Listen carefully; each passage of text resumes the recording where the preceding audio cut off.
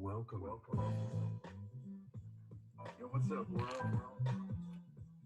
We are the good people. We invite you to join us on this musical journey through space, time, and the music of my mind. We're out to change the world one song at a time, y'all. Come on for the ride.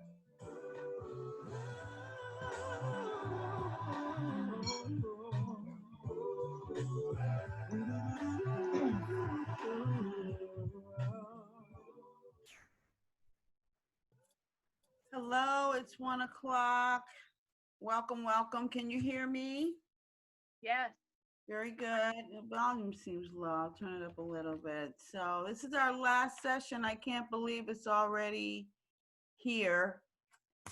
And together we'll thrive through. I think some of us are getting back into the world depending on where we are globally. Atlanta, Georgia is fully opened up, but it's up to every individual to decide how they're returning into the world this new magical way. I was just playing that by Jared Lawson because it's up to us to thrive through this. So we've got a lot to cover today. I want it to be robust. I'm going to ask others to speak up at times so I can hear other voices as we go through our last session.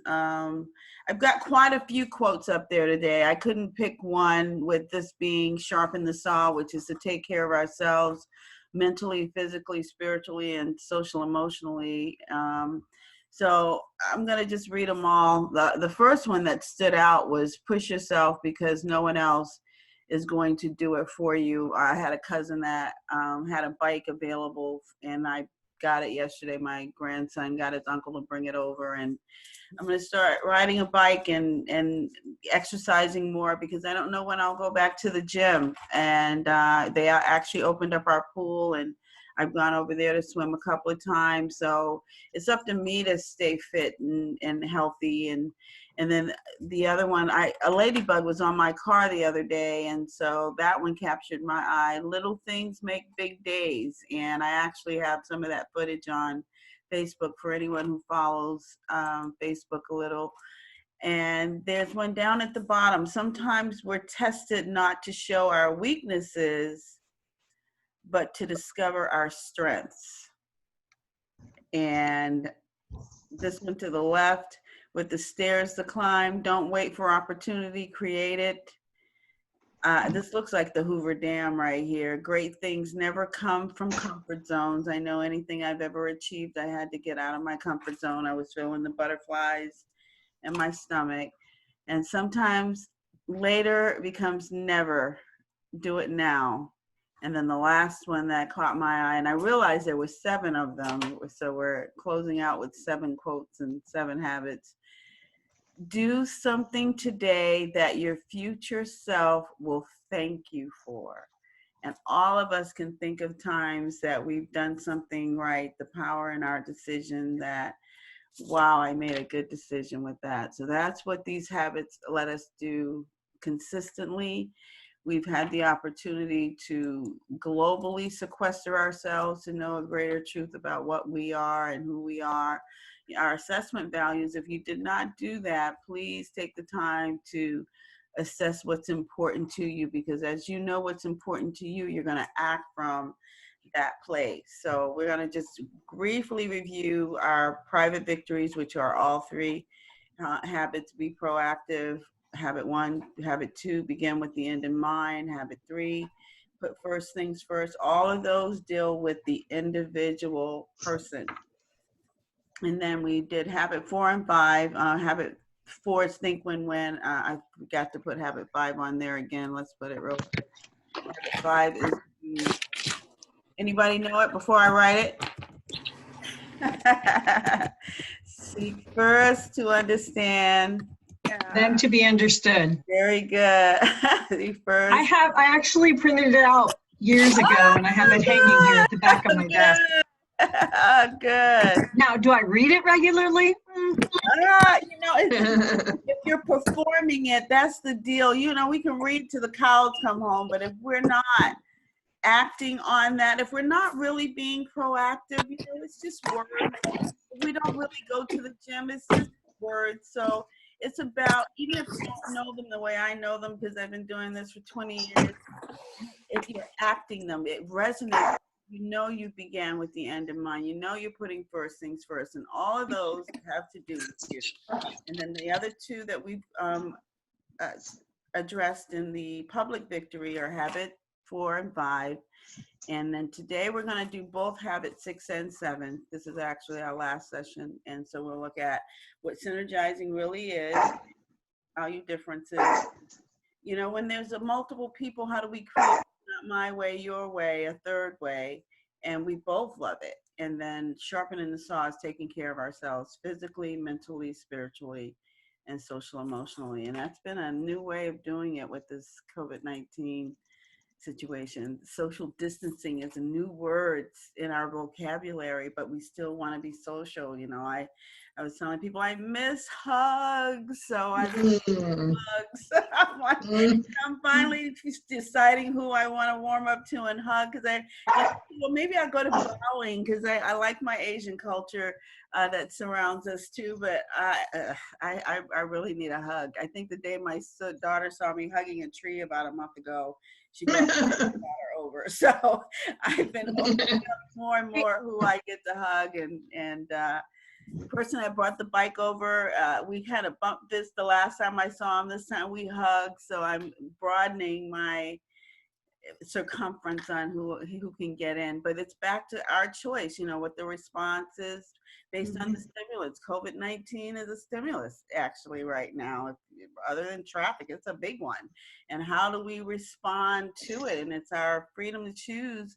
In the middle, are we going to be reactive or proactive? You know, have we began with the end in mind, which is the next one? We create a middle equivalent of what we want demonstrated in our lives. And that's what shows up. That's how we've gotten our jobs and the homes we have and how we look and feel. It's all based on our mental equivalent of what we are. So I want everyone to stay healthy. You return to these opportunities that you took out on your lunch hour to remember when we're not feeling our highest, that we might be living below the line with spending our time below the line. That means we're worrying. I think I told you all these needless things that we do in the corporate or in our professional environment, and even personal. When it came to my kids' schedule, it would be super busy.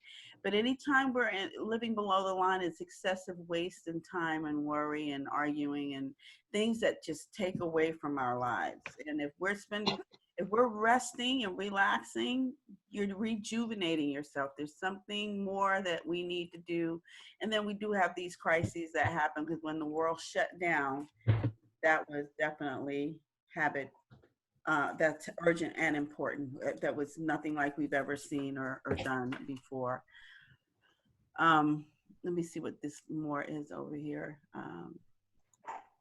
Someone's saying, "I'll put me on mute." Oh, okay. All right. I think everybody can hear. It was hard to hear you. It's hard to hear me, really? Yeah, because sometimes there are other noises, and Oh, okay. All right. So are you hearing me okay now? that's great. Okay, perfect. Wonderful. So this is key when you're spending your time. When I got launched into the 7 habits, the first thing I got launched into was what matters most, which was the time management aspect of living. And it branched out to the rest of the 7 habits. But how we spend our time and thought is important. That's what makes our future. This is what helps us be good in what's happening in our lives. So that means our true north, that's our compass. You're determining that with the measurements that you've given yourself, with your value system that you've assessed, what's important. How are we spending our time? Do we feel like we're wasting it? We get to adjust it because we know what our true north is. And we've accomplished our private victories. We can't get into higher relationships with others if we don't have our private victories down. It's just not going to work. So it really made me think about when we were talking about habit 5. I said, I'm always working on habit 5, you know, seek first to understand, then to be understood. And I'm like, why don't I listen? Why do I want to interrupt? And what I've learned is that that person that I might be interacting with have not achieved their private victories. So there's no way for us to get past hearing, wanting, understanding each other. So we all of us have to make sure we're accomplishing private victories in order to handle the public victories well. Because those who are doing the private work, we can work together publicly as well. It just shows up wonderfully. And you can't invert them. That's just how it works. So I added this slide. I don't think this slide was in the last set of in Habit 5 or any of the other ones, but I found this when I was looking at Habit 6 material, because it's back to maturity is what I said. If you're not working with a mature individual, then there's almost no way to communicate effectively. And that means that that person, when you're in your private victories, you have trustworthiness. You do what you say you're going to do. If you're going to show up at a meeting at 1, you show up a meeting at 1. If you say you're going to exercise today, you exercise today. If you're not going to do it, then you figure out when you will and address it that way. That's trustworthiness. And if we have trustworthiness, that means we go out into the world trusting. And that's when we can look at our private victories more successful and know that that person that we're interacting with is doing the same thing. They're building their integrity and they're walking out into the world with a win-win character, which we talked about in Habit 4, Think Win-Win. So you must have integrity, you must have maturity, and know that there's an abundance in the world of everything that you need. There's plenty for everyone. When we have a scarcity mentality, that's when we get into a win-lose or lose-lose or lose-win or, win, we don't even care attitude. Questions? Anybody have any situations where they had win-win, win-lose, or the last one we covered was seek first to understand, then to be understood, whether we were more empathically listening in situations or whether we pulled out some of our other levels of listening. Anything come up within the last week that addresses either? And I have a question. This is Linda. So you said the statement, and maybe I misunderstood it, but or just want you to expand on it. So if we have trustworthiness, then we go out to the world with trust. Is that what you said? Well, you go into the world with trust, correct. Let's find that again. Yes, you do, because if you trust yourself, and I like that you spoke up, you're in the IBM audience, and that's where I really discovered this, because when I started IBM many years ago, 25 years ago, it was when I had worked for an airline before. I had a background, and I came to this company thinking I should be higher on the totem pole, whatever I was thinking. But what I wanted to do was get my foot in the door more, regardless of where I had to start. And I really started at entry level. So starting at entry level, what I did was I showed up for work on time because I said I would. What I did do, and I've been telling this story to my kids lately, is that my husband was getting out of the military. I was married at the time, and found out that he didn't have insurance. So the other job that I had that was more airline related, so we could still fly, because I'm like you, Linda, I love flying. I love traveling the world. So I wanted to keep that niche in our lives, but when we found out that there was no insurance for the kids, that was the next thing I wanted. I wanted insurance for my family. So there was an ad in the paper when I would read. My cousin was a paper. She read the paper, and because I don't read the paper, but that paper had that big ad with IBM. Interviewed same day, got hired on, had insurance within days, whatever the time frame was. And so what I did was, that was all trusting me about what I needed to do for my family. It was Habit 1, being proactive. It began with the end in mind. It put first thing, all of that. So I get to IBM, and then IBM, I'm starting out entry level on the phones, and welcome to IBM. IBM Serve it was. And I didn't even want to be on the phone at night because I was on the phone all day. But I showed up for work on time, and I stayed when they wanted me to, and I came back from breaks. Even though I thought I had all this experience that should have been way beyond that, what I did was show up, being proactive, beginning with the end in mind, putting first things first. Next thing you know, I'm in a training environment, because when I walk with independence and into the world, and I think when how can my skill sets that I had before work now? I've shown you that. And then they see that, they trust your behavior, because you do, your actions show and do what you say you're going to do. So you walk into the world the next level in trust, and then you get trust back. Does that make sense? That's wonderful, because so many people don't do that. But so many people, especially if they're in a job that feels like it's underneath them, they cop an attitude, and it just spirals and all of that. You just totally were proactive and showed up. Right. Yep. Thank you for asking that question. Let me reminisce a little bit, but that's what we all do. When we find, even if I found that I was being reactive about, well, I'm better than this and I'm educated and I was a boss somewhere, all of that, that's where, that's not, I can't deal with the public well. I'm in react mode. Yep.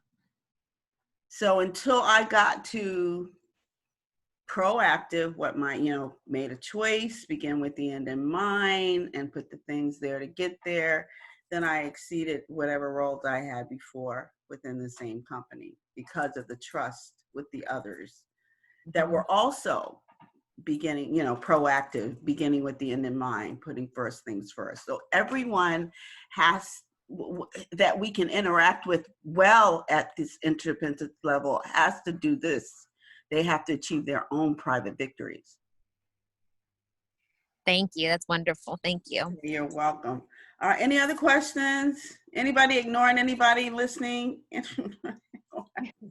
I just want to say that I liked at least what I interpreted from what you were saying there, like having to have insurance, and essentially you're making a concession, at least from my point of view, where you think this isn't necessarily the job I think I should have or that I want, but the end is that I need insurance for my family. Therefore, this is the tool, this is a conduit for it. Rather than the feeling that I've often had, which is I'm putting up with this because I have to have that, and I feel like I'm shortchanging myself. I really, it's amazing how it's the same situation, it's the same thing, but you can have a different perspective. That's a good reminder. You're welcome. Thank you. I'm glad the question was asked because it's our spin on things. I'm going to get to write more, I think, and as I announce something at the end of our call, but I know our body language and how we say things and do things, but our body language is the biggest thing, and how that's our posture, if you will. Back to this slide. I think I used this slide before, where attitude is below the surface and skill is on top. What we know how to do is, a lot of people may know how to do that. We got doctors and nurses planet wide. But that underneath is what separates those doctors and those nurses and those first liners and everybody that does anything.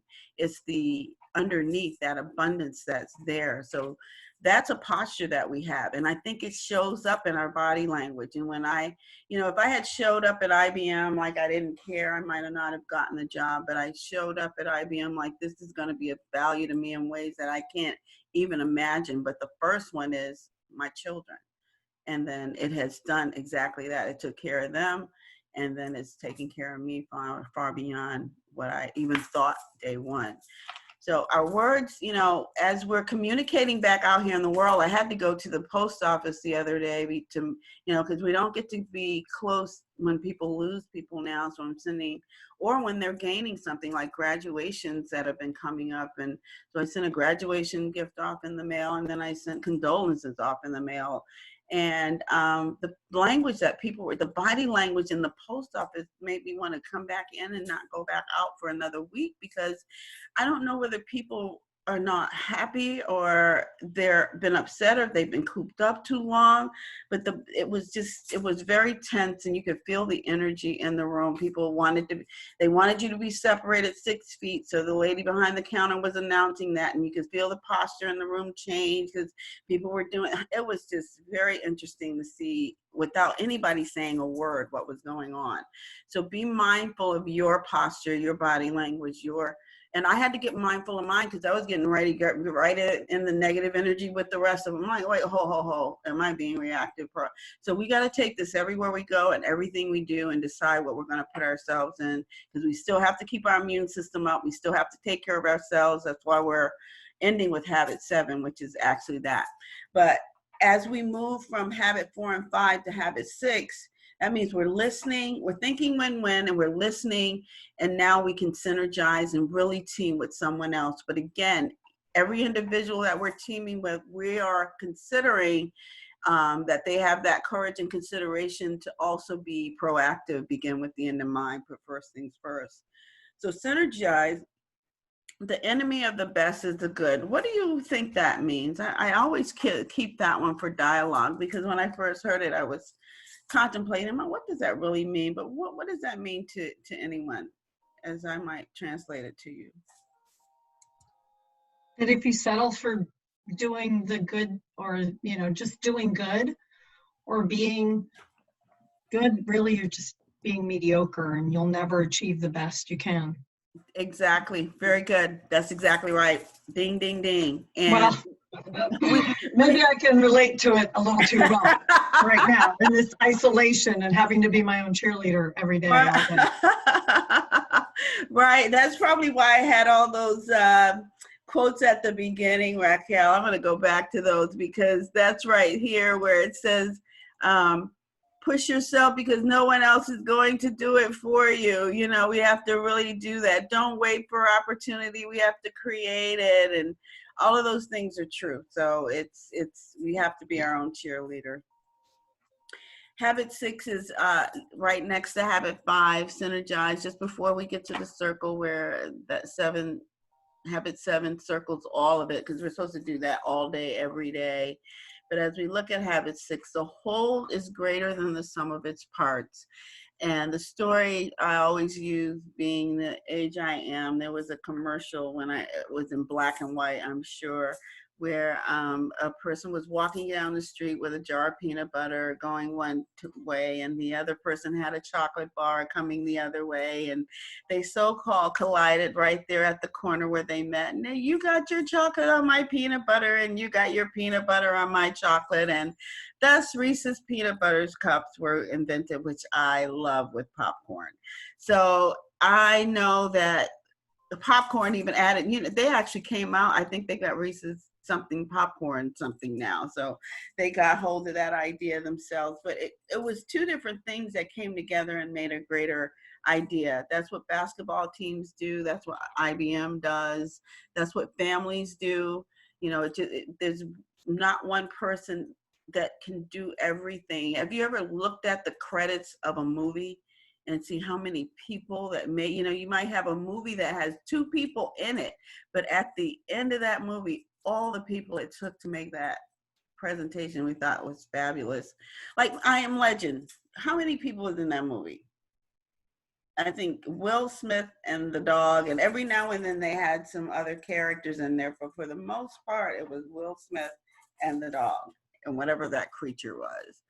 But it took so many people to make it. And that's us. That's our teams. That's our lives. When we want to go out in the world, it's not just us. That's why we miss each other, I think.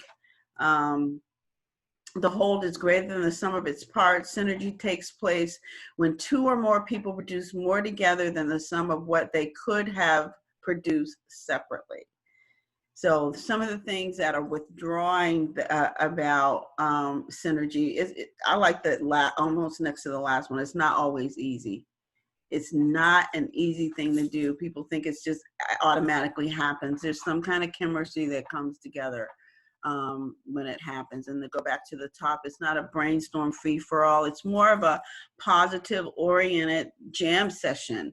And we're examining, exploring possibilities. We've been seeing more and more of that cooperation and synergy with companies that used to produce baseball uniforms and equipment and gear. Now they were creating the mask and protective gear for our frontline defense with the hospitals, because cooperation came up, and that's synergy, examining and coming up with new ideas and having a mutual agreement. They're sending their blueprints out to other companies that are similar to them, where they would be hogging the wealth back in the day.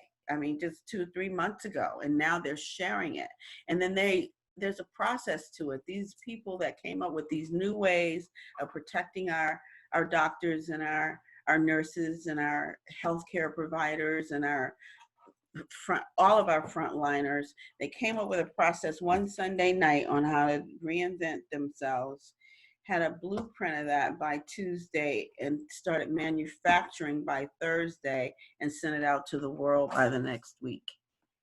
We can do this. I don't know if everybody's going to do it. Like I said, my experience in the post office was not synergistic at all, and I wanted to leave, but there was some, our eyes, there were a lot of mask wearing, so your eyes did a lot of the talking. So it kind of calmed down a little bit because I actually felt myself, and I'm like, if I shift my energy a little bit, maybe it'll happen. And then one of the ladies that was behind the teller, that people kept commenting that she wasn't doing a thing. Why is she back there? And so I said, maybe, if she might not be one of the ones we want to get, everything's happening for a reason. Guess who got that person first? Me. She opened up her teller as soon as I got up there. And she handled me quite well, actually, but I must have had to have a shift in my thinking, begin with the end in mind. All I wanted to do was get my information to the people that I was sending it to and not have an incident happen while we're in there. But that was just cooperation, though, and examining and putting positive energy out there. So you see that energy is almost in the word synergy, and our energy is power. So what stops us? What are blocks to synergy? What, if you could imagine me being in the post office, what do you think some of the things that was blocking synergy with that scenario being having any friction in the room whatsoever? What do you think? Impatience. Say again, I didn't hear you. Impatience. Impatience, okay. All right. Fear. Fear, yep, definitely fear. Defensiveness was one I had down. One was an ego. There was this guy who didn't want to go out because he said he was standing in here already and he'll just wait. So as people were getting in line and they were telling him, well, we were there first, it was his ego is in the way, like, well, I'm a grown man. You don't have to tell me what to do. I'm like, oh my God, here we go. So just plain old lack of communication, arrogance, distrust. They didn't believe that he was in the right place in line. It just all kinds of things could block our synergy. Think about in your own life, if family, career, going to the doctor, whether that happens now, what could block synergy there?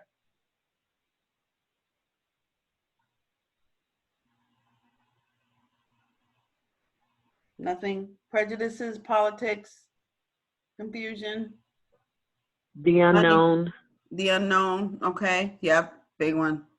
Because we are definitely living in uncertain times. How do you think? Because all those people that were in the room now, and in that scenario with the post office, the bottom line, I think everybody just wanted to be safe, right? Yes. Everybody still wanted to get we were at the post office for a reason, all of us, whether it was to just drop off packages, which you can do, or you actually had to use one of the agents to get your job accomplished. But bottom line, we all, came from a different path to the same place. So when it comes to valuing each other, because we really don't know where people are coming from. Someone could have lost their job, or there's someone sick they just came from the hospital from seeing, or they haven't even, we don't know. There's too many variables. So rather than have synergy blocked, how do we open up to it? So if someone read valuing the differences there, just to hear another voice.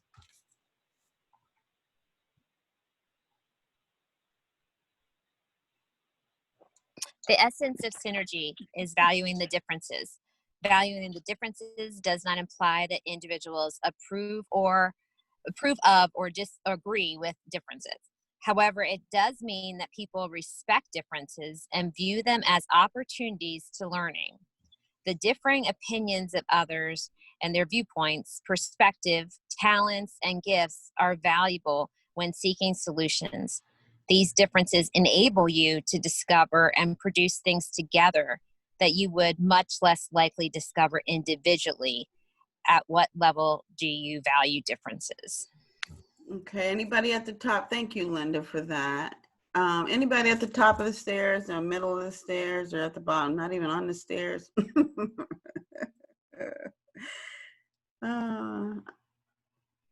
I try to celebrate life. I think that's why travel means a lot to me, because I don't just go on the beaten path, I go off the beaten path. So I don't just tolerate or accept someone. I actually value and want to celebrate the way they do things. I've gone to other nationalities' weddings, and that's a true celebration, or when a baby's born or a birthday. So I've done that globally. So I don't just tolerate or accept. I'm actually more than valuing, because I'm learning something new as I celebrate in a new culture in every way. Anyone else have any experiences that they can be tolerant about, or less tolerant about, or value, but not even celebrating because you may not have had the opportunity? Any comments on valuing differences? This is Linda. One thing for me is I'm a naturally curious person. So I like to ask questions because I don't want to assume I understand, and so when I've gone overseas and, it's whether it's different faiths or different cultural customs, I'm always the one who wants to ask questions because I want to understand. And when I do, the answers tend to make me think we have a lot more in common than we ever thought, Right. Perfect. Wonderful. Thank you. I heard another voice wanting You're to welcome. share. Is there another? The other thing that comes to mind that I do want to share is like a garden of flowers, and I love flowers. I try to have fresh flowers every week at home because I just like the smell and the beauty. And sometimes I get tulips, sometimes I get a bouquet with all different kind of flowers in it, but all the flowers are different and they last different times and different lengths. But it's like that garden, we're like that, even if the flowers were the same flower, if there's a bunch of tulips, if you look at every petal on each of those tulips, they're different. So we can mix our gardens, and that's what we are. We're villages. We're a part of that garden. We're all different, but each of us have a uniqueness, even if we're the same, because of who we are in that DNA chain. So if we don't always value each other enough. Tolerating is one thing, and you can feel that in the body language. Acceptance is another, but valuing and celebrating is the highest form of valuing another person. We have to be willing. Getting the synergy is the willingness to do it, and you check that at the beginning. We can use projects with this, or even home situations where I'm going to use a couple of scenarios, or at least one scenario, for us to check and see whether it's my way, your way, or we create a new way, or we review some of the viewpoints that exist to come up with a third alternative, because it's important for us to come up with third alternatives for situations that we might compromise in. I didn't write the word compromise, but let me read this out of my book, where it says, compromise is one way of settling differences between two people. With compromise, communication isn't defensive, protective, angry, or manipulative. Instead, it's honest, genuine, and respectful. Nevertheless, it's only a low form of win-win, since both people abandon some of their desires to meet the other's wants. And compromises, two or more people settle for less than what they want. Two or more people settle for less than they want, so some of each of their wants can be satisfied. Does anybody do a lot of compromising in life? Yes, no, maybe so. Sometimes. Sometimes. Yeah, Mhm. sometimes. So although we do it, it's still a lower form when we can come up with a third alternative instead of just my way or the highway or your way or no way. And that's where the new ideas come in. That's what we talked about a bit in the beginning with all these manufacturers and even companies that used to make one thing, making another. Now the car manufacturers are doing things, or at one point was doing things to help us get through COVID, and they had shut down making cars, you know. And on the other side of this, I hear commercials where you don't pay for 6 months if you need a car, and people probably needed a car in the front of COVID and now can get it at a better deal on this side of it. And just all kinds of new ideas are happening with necessity. I believe that is the mother of invention when things need to be happening. So let me give you the scenario. The barking dog is the one I'll choose, where we can come up and reflect whatever viewpoints that are there and whether we can create new ideas for a third alternative. So one way is the neighbor's way, and one way is our way, or one of our ways. At 7 a.m. on Saturday, you are awakened by a telephone ringing. It is your neighbor who rather abruptly tells you that your barking Cocker Spaniel kept him awake for several hours last night. He suggests that you put the dog asleep. You are taken aback by his comment and feel defensive. But then you remember when rationally you suggest there is probably an alternative that could satisfy both you and the neighbor, and you ask for suggestions. Together you resolve the differences with a third alternative. So the neighbor's way is what? Extreme. and your way, what are you thinking with the dog? Why is your dog barking, you think? Mm-hmm. He knows he has a mean neighbor. No, just kidding.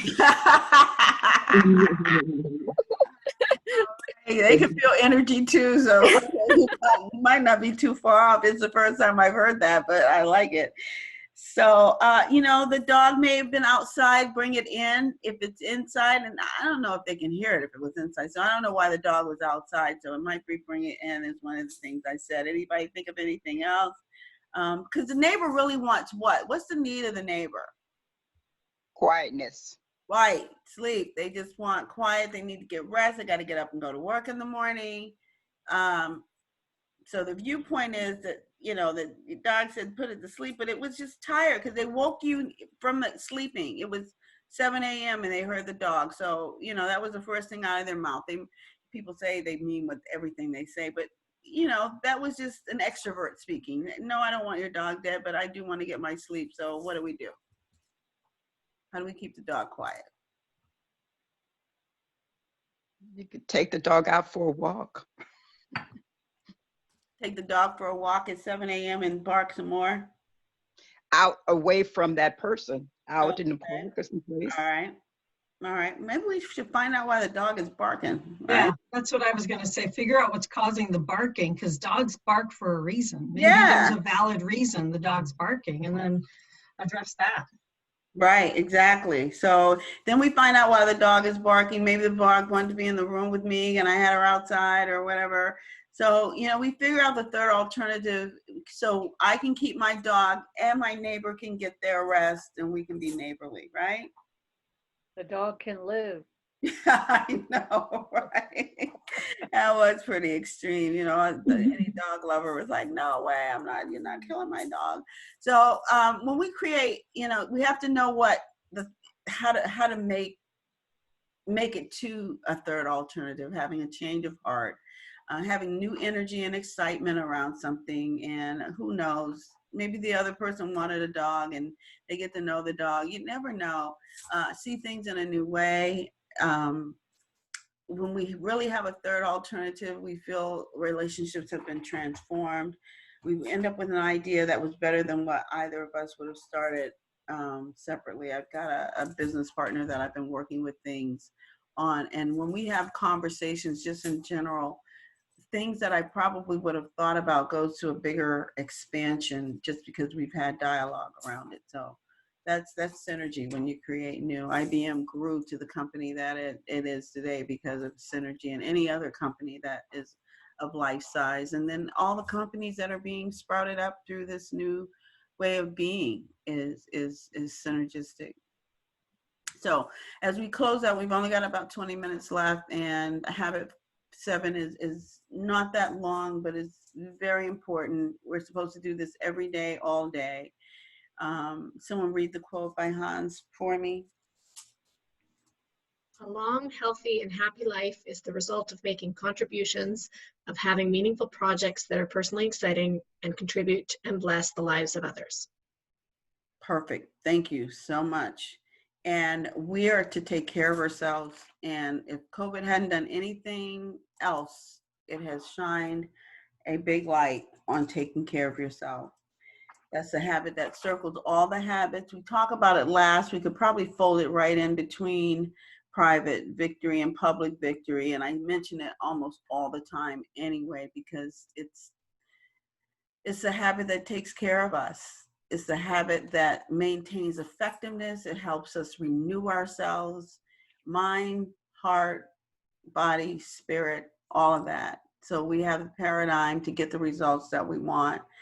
And those paradigms consist of these 4 dimensions: physical wellness, mental wellness, spiritual wellness, and our new way of being social, and our emotional wellness around those social activities. Like me, I was missing the hug and hugging a tree, and my daughter brought my granddaughter over immediately.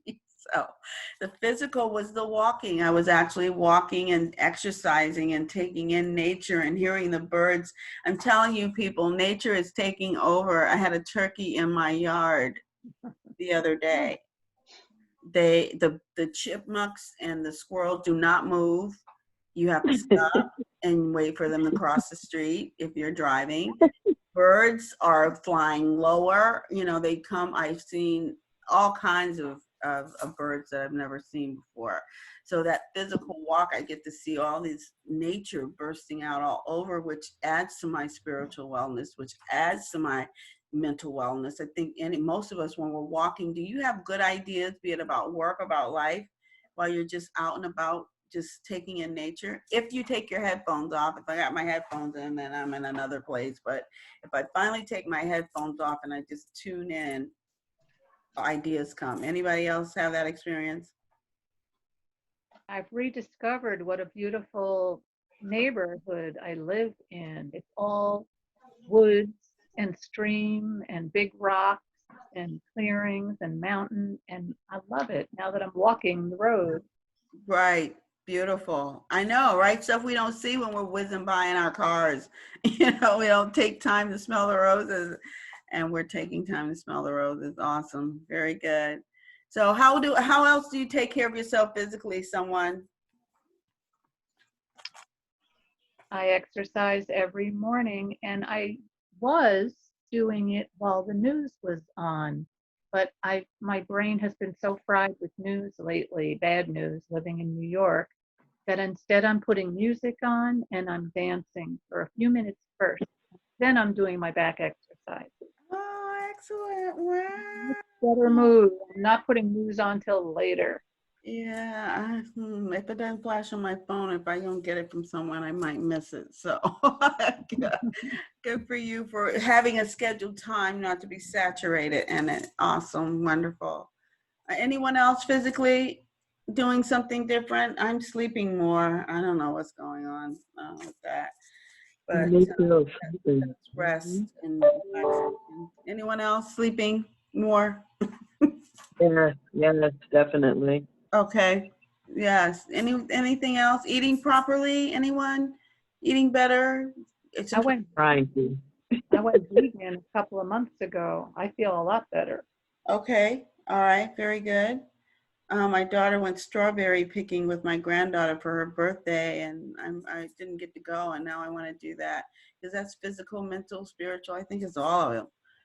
Yeah. Love it. Yeah, so mentally is this workshop that we do, and you're reading and you're thinking and improving and all those abilities to stay sharp. I actually do a puzzle a couple of times in the day, a word puzzle that's mental activity in your brain, something other than the demands that you have in a work environment versus, or your home environment, which could be very demanding these days too. Not that it always wasn't, but with everything underneath the same roof, there's got to be a new way of being, to the extreme. So you've got to take time for mental wellness and spiritual, when poems and poetry and the nature. I think it all, that's why it all kind of circumference ties right in there together. And then new social way of being. Are people zoomed out? Are you guys tired of seeing people on Zoom and ready to see people face to face? Yeah. Yeah. I'm grateful for the Zoom. Okay. Cool, you know, the whole, that whole life part, but I am desperate to be with my friends and have a meal or go to a ball game or something. I feel like I haven't been able to recharge my batteries since it started, and it's starting to have an effect. Okay. Okay. All right. Are you exercising, Raquel? Yeah, I always have. And I was thinking about what you were just saying. I have a bike that I typically ride, a stationary bike. But I've noticed that when I get outside, it does even more good than just doing a bike ride. Even if it's the same amount of time of exercise, being outside makes a difference. I don't always like to go outside because there are so many other people out there on my street. I've always exercised, and now they're all out there. Okay. But no, it does make a big difference to be outdoors. I've noticed that. Mhm. Gardening has helped. I have a little garden that I've planted, and that has been a saving grace.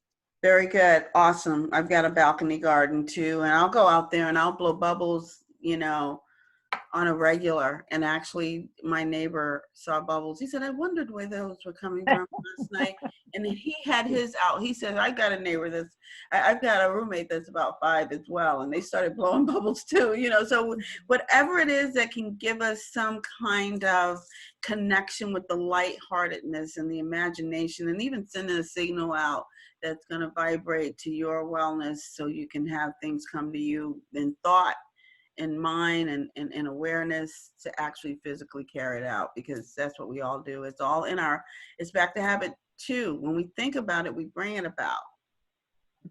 So we're ready to bring some things about. Any other comments in reference to physical, social, mental, spiritual activities? I find myself watching some of the old comedy shows and getting in a good belly laugh, and that can greatly improve my mood. Good. Excellent. Excellent. Perfect. Thank you for adding that. I go to bed with laughter, and I do, I have to put either Golden Girls, it used to be Mike and Molly, and before that it was Will and Grace, whatever it was coming on just before I go to bed, so I could be laughing too in my sleep, in my subconscious. Well done. And throughout the day, a good cry doesn't hurt either. That's So don't take tears for weakness. It's cleansing. If you've ever seen the movie The Shack, I love that movie where this man was just crying tears from heartache, and he had grown this beautiful garden based on those tears he was crying. So we're watering the earth. Know that too. So let's take you to a couple of serious slides around making sure that we stay aware and alert of our wellness. It's like that 4-pronged stool. You got to have all 4 of them, not just one of them. I've got a chair I'm looking at now. If one of the legs wasn't working, it would wobble, or you couldn't even sit in it at all. So on the physical side, assume you've had a heart attack in the last month. How would you approach exercise and nutrition? I had a cousin, the last time I did this about a year or so ago, she had actually had one. She was a smoker, and one of the things she did do, because she did survive it, she celebrated her 60th birthday in February, and she stopped smoking immediately. Cold turkey. I'm like, it took a heart attack? Dang, Pat. So what would we do? Let's avoid the heart attack. What are we doing? Let's say not even cross that bridge. What are we doing with exercise and nutrition? Is it on our calendars? Are we having fruit a day? are we riding the bike? I mean, that's probably why that biking came into my life. So, not just walking, riding a bike uses other muscles than walking does. So that's been added to mine. I bought bananas. I love bananas. I hadn't been eating them, and I'm eating more citrus like blueberries and raspberries, the antioxidants that they have in that. Anyone else adding better regimes to their physical from this new way of being? I find because I'm home more, I'm having more salads, Mm, and I'm not just packing a lunch, meaning a sandwich. I'm actually eating healthier because I'm at home, which is odd. that's good, though. I'm not snacking as much. That's good, though. That's good habit. We're formulating habits, and not that they're not going to change again. It seems like my habits change every decade or so in reference to some things that I've been doing in my life. So when it comes to, I used to go to the gym all the time. I'm not sure I'm going to have a gym membership on this side of COVID. I'll have to figure that out as I go along. I was about to join this place called Lifetime, and I'm glad I didn't, because the rate is like $149 a month. So, what else could I do with that $149 and put it somewhere else? Just get out in the nature and do it. And if it's a rainy day, make sure I do something inside. I can do sit-ups and stretches inside. Or do I? Yeah, there's lots of exercise videos on YouTube if you're inside. Okay, very good. So I need to get to that because I've been lazy about that. All right, mentally, it's always, things have been changing over time as far as what we know and understand. I'm so glad we're in the age of technology that we've been able to stay connected this way through via Zoom and FaceTime and LinkedIn and Instagram, and the whole world has been connected. This COVID did not shut that down, but assume your knowledge and skills would be obsolete in 2 years, and what new learning avenues would you explore? Anybody trying new things just because they're ready to change from what they were doing before?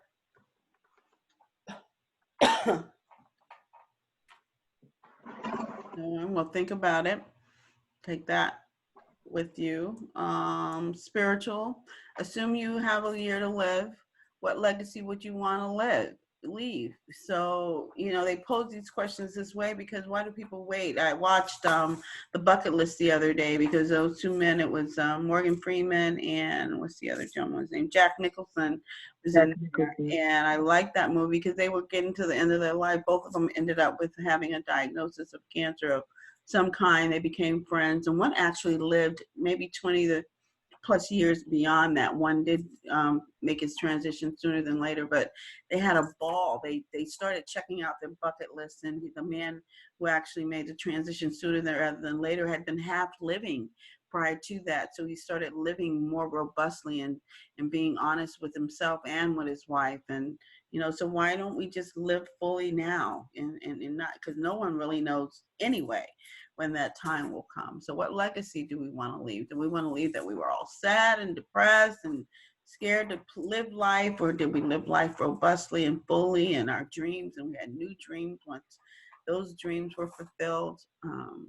What are we doing? Anybody want to write a book, open a daycare, travel the world anyway, once we open up with travel again? What is it that you want to do? Do you want to be a cook or a chef? Do you want to paint? Do you want to write? But anybody think of anything new that they want to do in reference to? I'm learning how to paint with oils, but I also want to learn the piano. I took a piano lesson during this time too, because I have a piano and I had taken lessons years and years ago, but it stopped for whatever reason. And I too, Diane, I want to, and I have an older daughter who I would do sign language with when she was growing up, but at one point she decided that she could read lips, and so we weren't forcing people to learn sign. But I want to get fluent in sign language and do a lot of facilitation in sign language and kind of beef up my Spanish again. So I like those languages. Anybody else want to do something they've been thinking about and spiritually want to do it now? Think about those things. And the last one, assume that everything you say about people in the social emotional category will be heard by those people. How might you choose your words differently? I like that one. We really talked about that in the beginning with the emotional bank account, you know, whether we're making deposits or withdrawals. So when we speak of some, whether they're present or not, we're making, you know, natural law deposits or withdrawals. So usually if I say something about a person, I've said that to the person first. And a lot of times, if not every time, get their permission to repeat it. So I think this method of practice helped with that. I don't know that I was always like that. My mother used to take me to the beauty parlor when I was growing up, and they talked about everybody in the city in the beauty parlor. So I learned to actually have a person privately do my hair because of that reason. I didn't want to hear everything that was going on everywhere about everybody. I kind of shifted that myself. So we have to care about each other and say loving and kind things, or don't say anything at all. You know, I remember that phrase too. So it helps. So to that note, and I agree with you on the hair salon thing. I've done the same thing. It's just too much. So if you don't say it out loud, but you're still thinking it, how do you handle that? Because that's still going to affect you emotionally, even to think it. What do you do to change the thought? Well, it's not on this slide, but the first word that comes up is forgiveness, because there's something, and even if you have to do it over and over again, I tell people I have to forgive my mom over and over again, because just recently I found out that I don't know who my biological dad is, and my mom's still alive, and it was 2.5 years ago that she revealed this. And so it'll come up in my mind, whether I say anything negatively to her or not. Well, why now? And why didn't you tell me? And what I've learned is that I know what I need to know when I need to know it, but it'll also come up in my mind, why didn't I know that? So it's forgiveness that comes up a lot when I want to be more aggressive rather than assertive. And that's where you can put that. And then you get another thought. You know, I have a song that I'll play to send energy that's more positive than the words that I can say. Like the song from the Bucket List, say what you need to say. So if you haven't said it, say it. And even if you say it to yourself, but sometimes if you're saying it over and over and over and over, then there's no forgiveness around it. So make sure you forgive you and that other person, and it'll shift your thinking about it. Good idea. Thank you. You're welcome. Anyone else? Sometimes we just have to turn the channel. We just have to turn the channel in our minds. Yes, that's You know? it. That's true. That's it. That's what the music does for me. I've got a repertoire of music. Or I will read a book. What's my current book? Or I will write in my journal. Everybody got your journal. We're writing our lives. We're scripting it down. And even if that thought, I like that, you can write that down and see how you feel about it. And it's back to forgiveness. And I'm going to read Mother Teresa's recipe for peace, because I use that a lot, Raquel, for my own sake, because I think people are these things, and sometimes I might be those things, and I want to be higher than that. There's a quote here that I'm going to let you see too, but I'm going to read this one as well. So someone read that quote, and then I'll read Mother Teresa's recipe for peace, and that'll wrap us up.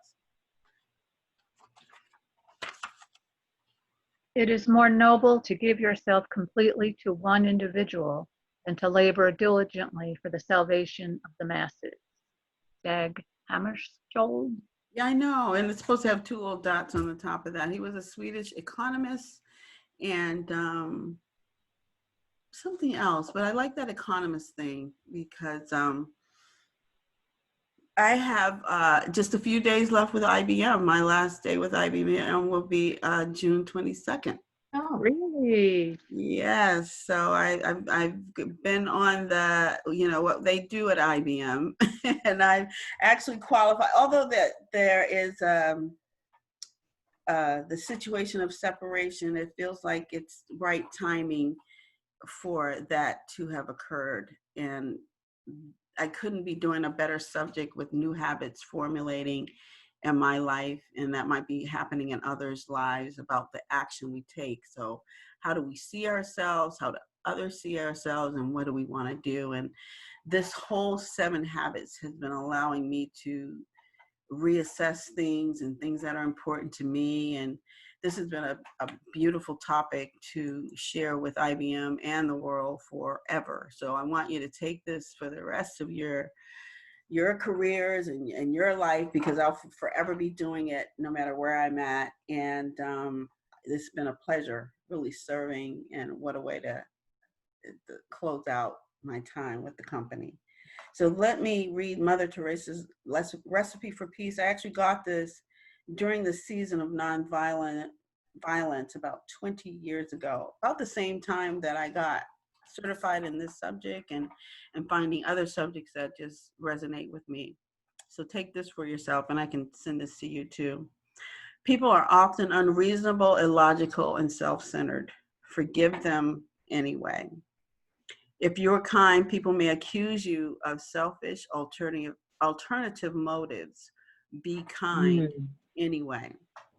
If you are successful, you will win some false friends and some true enemies. Succeed anyway. If you are honest and frank, people may cheat you.